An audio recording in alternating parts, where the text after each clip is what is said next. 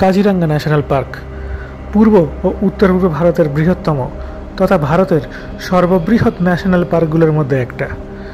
দিগন্ত বিস্তৃত চারণভূমি, বিস্তীর্ণ বনাঞ্চল, অরণ্যের বিশালতার জন্য এটিকে ভারতের সেরিঙ্গিটিও বলা হয়ে থাকে। কাজিরাঙ্গা শব্দের অর্থ হল লাল ছাগলের ভূমি। স্থানীয় করবি ভাষায় কাজি মানে হলো ছাগল আর রাঙ্গাই মানে হলো লাল।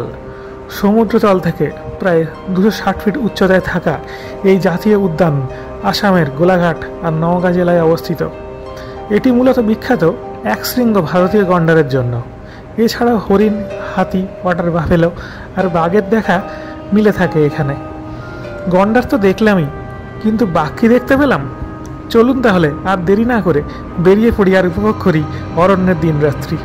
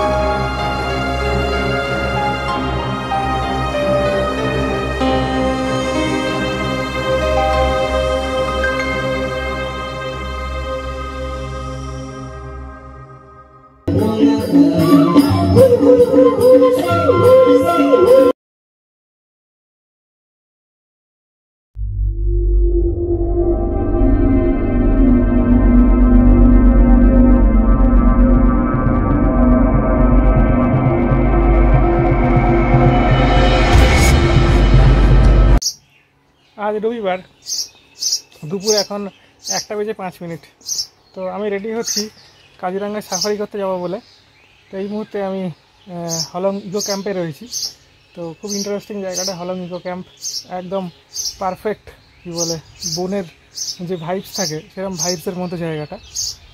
আর আপনাদেরকে এর আগের ভিডিওতে দেখিয়েছি প্রচুর হাট রয়েছে এখানে, সেই হাটে থাকছি আর কি।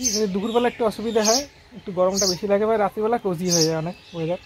তো যাই হোক, এখন কিছুক্ষণের মধ্যে গাড়ি আসবে, আমি সেই গাড়িতে করে যাব কাজিরাঙ্গা ন্যাশনাল পার্কে সেন্ট্রাল যে জোনটা আছে, মানে ঠিক মাঝখানটাতে, যেখানে কিনা টাইগার স্পটিং হতে পারে। এছাড়া তো রাইনো স্পটিং থাকছেই, বা এলিফ্যান্ট আসলে এলিফ্যান্ট স্পটিং থাকছেই, অন্যান্য জীবজন্তু তো থাকবেই। তো আমার সঙ্গে রয়েছে দুটো ক্যামেরা বন্ধুরা। কাজিরাঙ্গাতে এন্ট্রি বেস কিন্তু চার্জ আছে, ভালো চার্জ আছে। ভিডিও ক্যামেরা নিলে 1000 টাকা চার্জ নেয়, আর এছাড়া তো গাড়ির চার্জ থাকেই। হ্যাঁ, বড় ন্যাশনাল পার্ক, ওদের ব্যাপার স্যাপারই আলাদা। তো যাই হোক, এই দেখুন এখানে এইটা একটা ব্যাগ নিয়েছি, বৃষ্টির চান্স আছে যেন ছাতা নেওয়া আছে, ক্যামেরা আছে এর মধ্যে। এছাড়া আমি যে ক্যামেরাটা দিয়ে ভিডিও করছি সেটা তো আরেকটা ক্যামেরা, তার মানে হলো দুটো ভিডিও ক্যামেরা। তো দুটো ভিডিও ক্যামেরা নিয়েছি। হ্যাঁ, তো দুটো ভিডিও ক্যামেরা ডবল চার্জ দিতে হবে।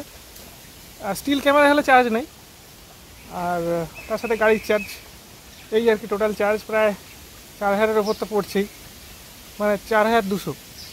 কেউ যদি চান তো একটা ক্যামেরা নিয়ে যেতে, তাহলে চার্জ একটু কম পড়বে, এই আর কি। সাফারি গাড়িতে বসে আছি বন্ধুরা, এখন ওরা পারমিশন কাটাতে গেছে। আমার একজন খুব প্রিয় বন্ধু এখানে থাকে আসামের, এর আগে ও অনেক ঘুরিয়েছে আমাকে। ওনার নাম হচ্ছে ভাস্কর। তো ওর সাথে আলাপ করিয়ে দেবো আপনাদের। টুরিস্ট গাইডেরও কাজ করে, এছাড়া চাকরিও করে। তো উনি আরেকজন ড্রাইভার, আর আমি তিনজনে মিলে যাচ্ছি বাঘ দেখতে। এখন দেখা যাক কীরকম দেখা যায়। রাইনা তো দেখা যাবেই কিছু সেন্ট্রাল জোনে। তো এখন গাড়িতে বসে আছি, ঠিক গেটের মুখে দাঁড়িয়ে রয়েছে। এটা সেন্ট্রাল জোন হওয়ার জন্য এর রাস্তাটা আলাদা। ওয়েস্টার্ন জোনের রাস্তা আলাদা, সেন্ট্রাল জোনের রাস্তা আলাদা, আর ইস্টার্ন জোনের রাস্তা আলাদা, সব আলাদা আলাদা রাস্তা সব। হ্যাঁ, তো আমি যেখান থেকে আসি সেখান থেকে সেন্ট্রাল জোনটা কম্পারেটিভলি কাছে আর কি। তো এখন বৃষ্টি হচ্ছে, এই জন্য দেখুন গাড়ি করে যাচ্ছে সব ওই পরা, সব রেনকোট পরা। হ্যাঁ, সব রেনকোট পরা। তো এখন গাড়ির মধ্যে আমি বসে আছি চুপচাপ। আবার রোদ্দুর উঠছে, কখনো কখনো বৃষ্টি নামছে। এরকম অদ্ভুত ওয়েদার হয়ে রয়েছে আর কি। ন্যাশনাল পার্কের মধ্যে ঢুকলাম বন্ধুরা, সেকেন্ড টাইম। আজকেই সকালে একবার ঢুকেছিলাম, আজকে আরেকবার ঢুকলাম। ওই দেখুন দূরে এলিফ্যান্ট দেখা যাচ্ছে, অনেকটা দূরে এলিফ্যান্ট দেখা যাচ্ছে, যদিও এটা পোষা হাতি আর কি। তারও পেছনে কিছু রাইনো দেখা যাচ্ছে। রাইনো এখানে কন্টিনিউয়াস দেখতে পাবেন। এইখানে আরেকটা গন্ডার দেখতে পেলাম, দেখুন এখানে অনেকটা ঘাস থাকার জন্য এখানে ঘাস খাচ্ছে একটা বড় গন্ডার। আর পেছনে দেখছেন এই যে পাহাড়টার রেঞ্জটা, এটা কার্গি আংলং, কার্গি আংলং না, পাহাড়ের রেঞ্জ এটা। আর এখন ওয়েদারটা ভালো হয়ে গেছে, বৃষ্টি হয়ে গিয়ে ওয়েদারটা ঠান্ডা হয়ে গেছে অনেক। তো এরকম আকছাদ দেখতে পাওয়া যাবে গন্ডার। কোনো আসল জিনিসটা হলো বাঘটাকে ট্র্যাক করতে পারি কি না। তো চলুন তাহলে চেষ্টা করি। এই জায়গাটা একটা গাড়ির লাইন দেখা যাচ্ছে,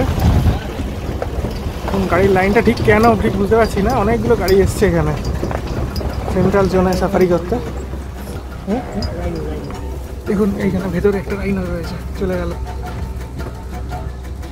গেল রাইনোটা ভেতরে। আরেকটা আগে আছে, আরেকটা আছে আগে। এখানে দেখুন আরেকটা গন্ডার। এখানে একটা পাহাড় মতো আছে বলে খুব ক্লিয়ার আসছে না, তার চেষ্টা করছি দেখানোর। এই যে গন্ডারটা, ও কিছু একটা খাচ্ছে, বিশাল সাইজ, অনেক বড় গন্ডারটা এটা। জঙ্গলের আরো ভেতরে প্রবেশ করছি আমরা, অনেকটা ইন্টেরিয়ারে, ফলে ক্রমশ নিস্তব্ধতা নেমে আসছে পরিবেশে। ওইখানে কিছু একটা স্পট করতে পেরেছে লোকে, ওই জন্য দাঁড়িয়ে পড়েছে ডান দিক ঘেসে। দেখা যাক কি আছে ওখানে।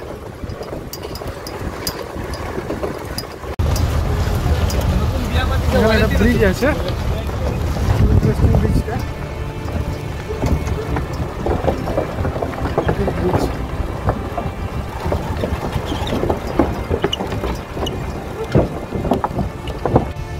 এটা লেক ক্রস করছি আমরা, আবার এরকম একটা কাঠের ব্রিজ আছে দেখুন। এই লেকটার নাম হলো নিহি লেক।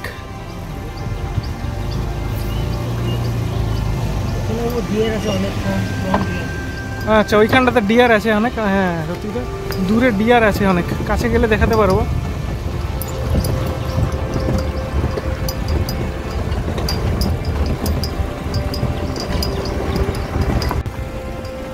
এই দেখুন বন্ধুরা কত কাছে রয়েছে আর একটা গন্ডার, বিশাল সাইজের,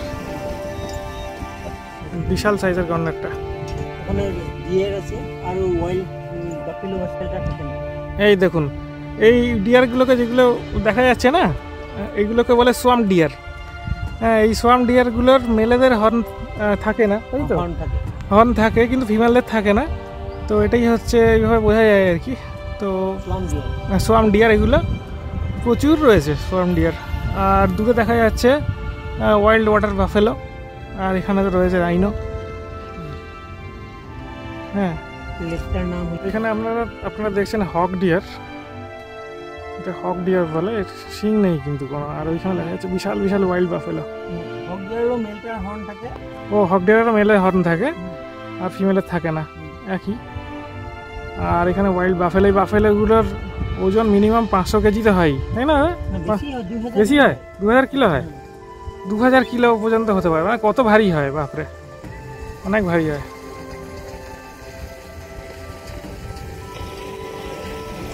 এখানে আকাশটা দেখুন একবার, আকাশটা পুরো অন্যরকম কাজিরাঙ্গার, পুরো ব্লু স্কাই। এই স্কাই আপনারা শহরে দেখতে পাবেন না, স্কাইটা অন্যরকম, গাছগুলোও আলাদা। শিমুল গাছগুলো সায়েন্টিফিক নেই হলো বোম্বাক্সিবা। আচ্ছা, ওয়াইল্ড কটন। ওই যে আপনাদেরকে বলেছিলাম না, ভাস্কর ভাই এই যে বসে আছে বাঁদিকে, এই ভাস্কর ভাই আমাকে, আপনারা দেখেছেন সেই ভিডিওটা যেখানে গিয়েছিলাম চম্পাবতী ওয়াটারফলস, ওখানে অনেক হেল্প করেছিলেন। সে প্রচণ্ড দুর্গম এরিয়া, সেইখানে ওই ক্যামেরা ধরে এবং নিজে আমাকে নিয়ে গেছিলেন অনেক দূরে, সেই ভেতর দিকটা একদম, সেই আসামের একদম ইন্টেরিয়ার পার্টে, রিমোট এরিয়া পুরো। তো আবার উনি নিয়ে এসছেন আমাকে এখানে দেখাতে এগুলো।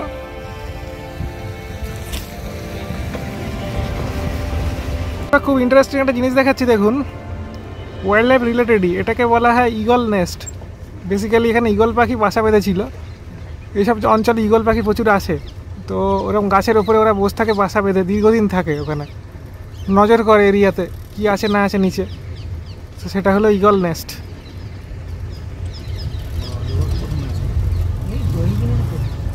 এ দেখুন আবারও হক ডিয়ার চোখে পড়লো। ওই মেল যেটা ওটা হর্ন আছে আর ফিমেলগুলোর নেই।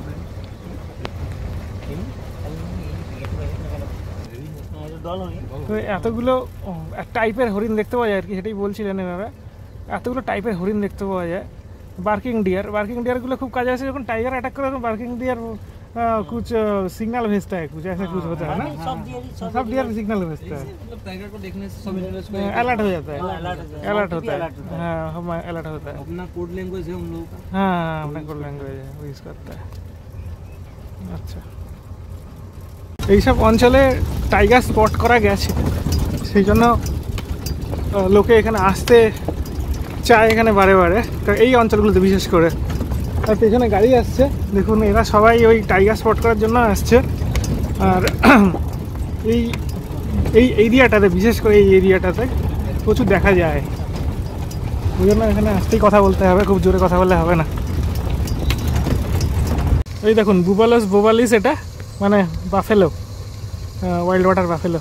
এই যে দুটো রয়েছে, কিন্তু তিনটে রয়েছে। হ্যাঁ আরেকটা যাচ্ছে আবার এদিক থেকে ওদিকে, বিশাল বিশাল শিং। এইসব অঞ্চলে বাঘ ঘোরে, সেই জন্য আমরা ঘুরঘুর করছি এখানে। এখন বাঘের সাথে লুকোচুরি খেলা চলছে হয়তো আমাদের, যে কোনো সময় চলে আসতে পারে সামনে। তো বাঘ কিন্তু আমাদের ল্যাজে খেলাচ্ছে এখন, মানে সে কোথায় কখন দেখা দেবে তার মর্জি মতো তার পেছন পেছন ঘুরে বেড়াচ্ছি এখন আমরা। হ্যাঁ, তো কোনো কলিং হলে আর কি নজর রাখছি সেদিকে, যদি কোনো কলিং হয়। भैया ये जो रास्ता है कितना लंबा है? 30 किलोमीटर। 30 किलोमीटर। अच्छा, तो हम तो ज़्यादा दूर आए नहीं अभी तो ज़्यादा नहीं है, कुछ भी नहीं आया। हाँ कुछ भी नहीं आया। अच्छा, और एक चीज़ है कि ये काजीरंगा नेशनल पार्क का वॉल्यूम साइज कितना है? एरिया है 430 square kilometre. Okay, Kaziranga national park का फुल एरिया है 430 स्क्वायर किलोमीटर। अच्छा, इसमें ये तीन भाग, तीन माना है स्पीशीज डिवाइड किया हुआ है। अच्छा अच्छा, एक है ग्रासलैंड, एक है वुडलैंड और एक है वाटरलैंड। अच्छा, इसमें ग्रासलैंड है 66% ग्रासलैंड और वुडलैंड है 27%। अच्छा, और 11% है लेक, मतलब पानी। আচ্ছা আচ্ছা, হরিণ দাঁড়িয়ে আছে আর দূরে দেখা যাচ্ছে এটা সারস পাখি। দেখুন গাড়িগুলো ওয়েট করছে না, আমরা ওয়েট করছি। এটা জাস্ট বিকজ টাইগার স্পটিংয়ের জন্য, কারণ টাইগার স্পটিং এরকম গাড়ি টেনে নিয়ে এগিয়ে গেলে টাইগার স্পটিং করা যায় না, দাঁড়িয়ে থাকতে হয় এবং বেশি কথা বলতে নেই, আস্তে আস্তে কথা বলতে হয় নিজেদের মধ্যে। এটা ঠিক আছে, কিন্তু জোরে কথা বলে টাইগার কিন্তু আসবে না, পছন্দ করে না বেশি জোরের কথা। সেই জন্য আমরা এখানে ধৈর্য ধরে ওয়েট করবো এবং মাঝে মাঝে ওয়েট করবো, একটু একটু এগোবো আর ওয়েট করবো। এইভাবে আমরা স্পটিংটা চালিয়ে যাব। হাতির পিঠে বসে আমরা সাধারণত বন্ধুরা বাঘ স্পট করি না। হ্যাঁ, কথাটা হয়েছে কি, যখন হাতি পিঠিয়ে যায় তখন ম্যাক্সিমাম 1 কিলোমিটার যায়। যখন 1 কিলোমিটার যায়, 1 কিলোমিটার আন্ডারে ওই টাইগার থাকে না, টাইগার গলিও এটা পলাই যায়। ও কথাটা এটা মানে কি, অনেক দূরে যায় না হাতি। আচ্ছা, অনেক দূরে হাতি ম্যাক্সিমাম 1 কিলোমিটার অবধি।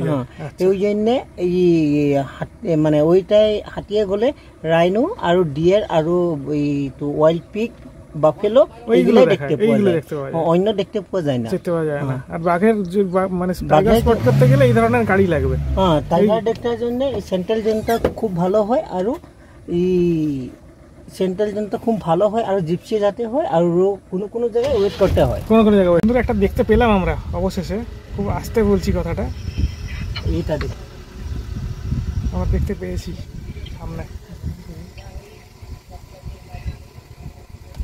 দেখাচ্ছি আপনাদের। দেখুন সামনে গিয়ে দেখা দিল, রাস্তাটা ক্রস করছে বিশাল বড় টাইগারটা।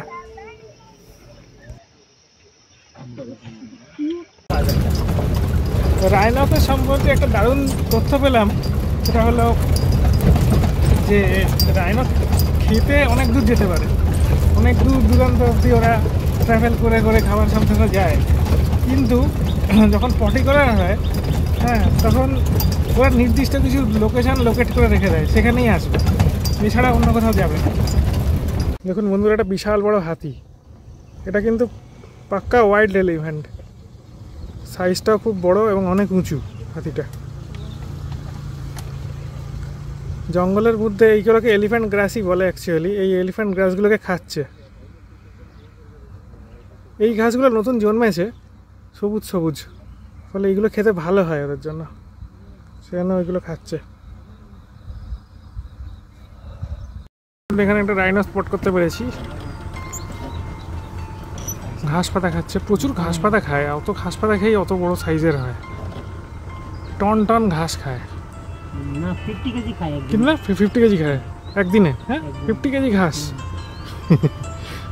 रनिंग कैपेसिटी है 70 to 80 kilometre per hour, 80 kilometre है running capacity, 70 to 80 kilometre per hour. अच्छा, देखने में बहुत बड़ा है और ऐसे आदमी लोग सोचेगा कि मतलब इतना बड़ा चीज नहीं जा सकता, एक गाड़ी के पैरेलल रन कर सकता है, गाड़ी से भी ज्यादा करेगा। अगर इस रोड पे ये गाड़ी चलेगा ना, वो अगर भगाएगा तो ये भाग नहीं सकेगा। वही अच्छा, এটা হলো elephant apple plant, scientific name है डेलिनिया इंडिका। আচ্ছা, ডেলিনিয়া ইন্ডিকা, ডেলিনিয়া ইন্ডিকা, এটা সায়েন্টিফিক নাম হচ্ছে ডেলিনিয়া ইন্ডিকা। তো এটা হাতিদের খুব প্রিয় অ্যাকচুয়ালি।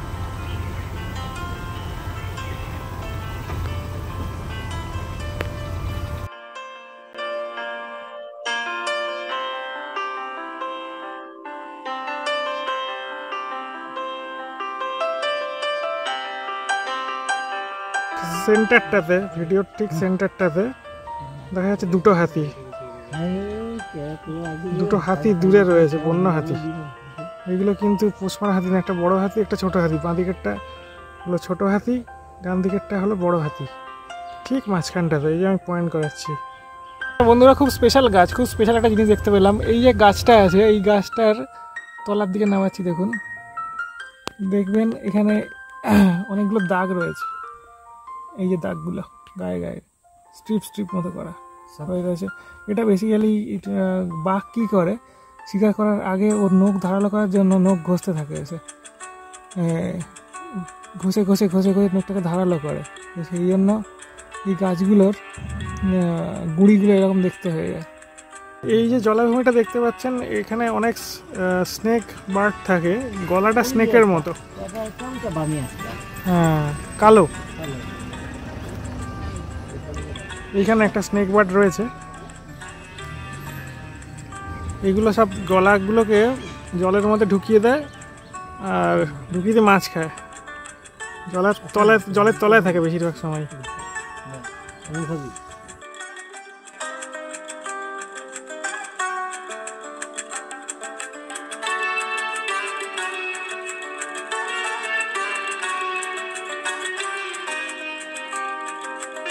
বন্ধুরা, কত কচ্ছপ দেখুন এখানে, কত কচ্ছপ। এই যে গাছটা পড়ে গেছে জলের মধ্যে, এখানে বসে আছে কচ্ছপগুলো। তো এই জায়গাটাতে খুব কচ্ছপ দেখতে পাওয়া যায়, হ্যাঁ এই নদীটাতে পুরো একদম কচ্ছপে ভর্তি, পুরো চারদিকে কচ্ছপ খালি। তা আরেকটা জিনিস বলে রাখি বন্ধুরা, খুব ইম্পর্ট্যান্ট একটা জিনিস, সেটা আমারও জানা ছিল না, জানলাম এখানে এসে। তো এইখানে যে কচ্ছপগুলো দেখতে পাচ্ছেন, যেটা আমি দেখালাম একটু আগে, এরা উপরে উঠে বসে রয়েছে, খাচ্ছে যাচ্ছে, তারপর আবার জলের মধ্যে চলে যাচ্ছে। মানে যতক্ষণ না জলে যাবে এরা কিছুতেই খাবার হজম করতে পারবে না, ওর ডাইজেশন সিস্টেমটাই ওরকম, সেই জন্য জলে ওদেরকে নামতেই হবে। তো সেই জন্য ওরকম জলে নেমে যাবে আবার।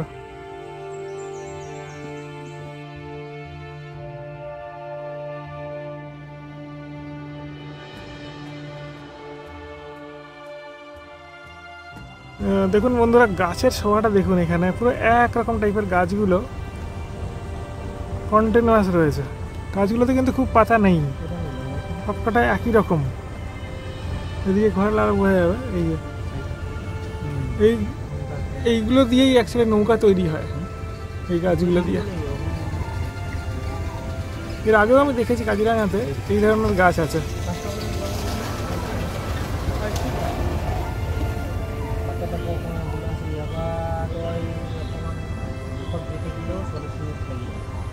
50 কিলো ঘাস খাচ্ছে। 50 কিলো খায় তো দাদা?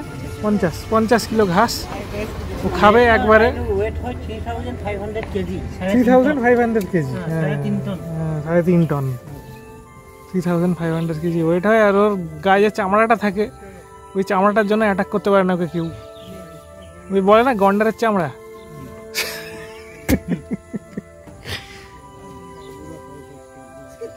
দেখুন, এটা হলো কারাসিং বন সুরক্ষা শিবির দর্শন চূড়া, মানে হচ্ছে কারাসিং ভিউ পয়েন্ট।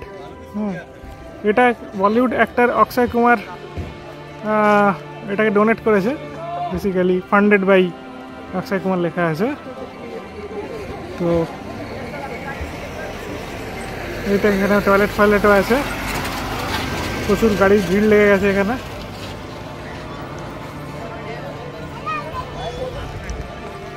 আর সামনে আরামসে আপনারা দেখুন ডাইনোসরের ভিউ।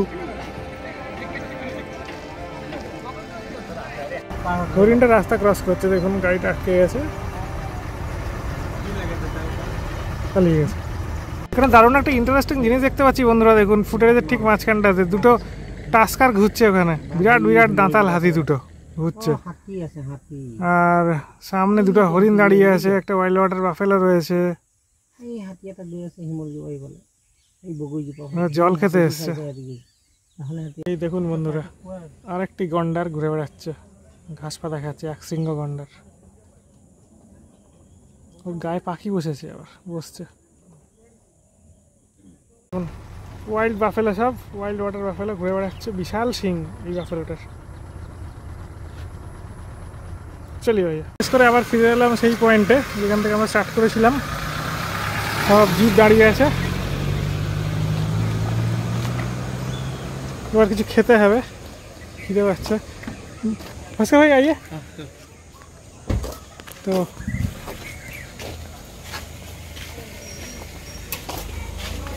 খাওয়ার দোকানও আছে এখানে, অনেক কিছু পাওয়া যাচ্ছে, কিনতে পাওয়া যাচ্ছে, গন্ডার ফন্ডার কিনতে পাওয়া যাচ্ছে।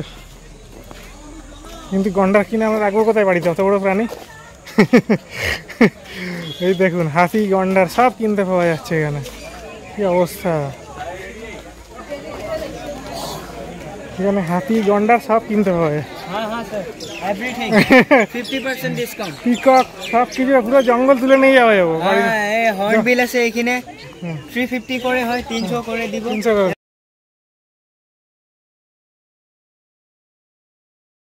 বন্ধুরা, আমরা একটা ইন্টারেস্টিং জায়গাতে এসেছি এখন। তো কাজিরাঙা ন্যাশনাল পার্ক দেখার পরে একটুখানি রেস্ট নিয়ে আমরা এসেছি একটা অর্কিড গার্ডেনে। এখানে বিহু ড্যান্স হয় এবং আসামের বিহু ড্যান্স ট্র্যাডিশনাল, এবং আরও কিছু ড্যান্স আর পারফরমেন্স হয়। তো চলুন তাহলে দেখা যাক ওই ভেতরে, শুনতেই পাচ্ছেন ওখানে একটা কালচারাল প্রোগ্রাম চলছে, সেটা দেখাতে নিয়ে যাচ্ছি আপনাদের।